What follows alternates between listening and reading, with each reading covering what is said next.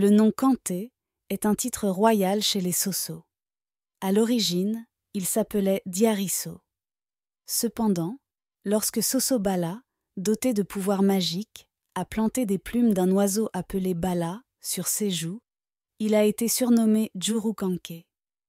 En effet, en langue maninka, le Bala est appelé Juru Sisé.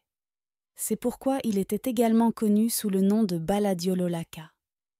Le fils de Sumaoro II était connu sous le nom de Majada Sumaoro Den.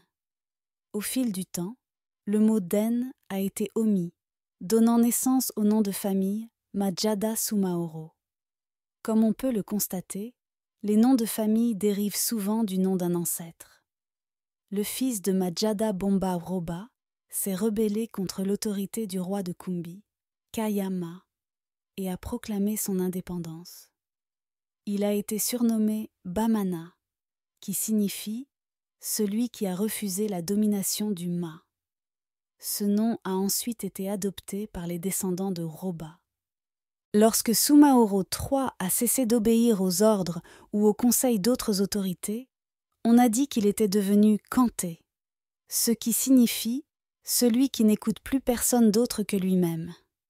Ce surnom, utilisé par les griots de Sumaoro pour le glorifier lors des assemblées, est devenu son nom de famille et son diamou. En 1236, après la défaite de Sumaoro à la bataille de Kirina, la population a commencé à réclamer des dettes au prince Soso. Pour éviter les représailles, certains Kantés ont changé de nom en prétendant être des Kandés et non des Kantés. En réalité, ils étaient tous des Kantés, Kandé n'étant pas un nom de famille à proprement parler. D'autres affirment que Kandé désigne les Lambassi, tisserands, tandis que Kanté englobe les Gnamakalassi, les Djeli, griots, et les Numu, forgerons. Cependant, dans tous les systèmes de patronymes, le Gnamakala, même s'il est un chérifou, descendant du prophète, est celui qui assume le rôle de Niara. La reconnaissance de la qualité du travail d'un individu s'exprime par le titre de Nanfasi, maître. Et ce même s'il s'agit d'un membre de la famille Kamarafisana, forgeron.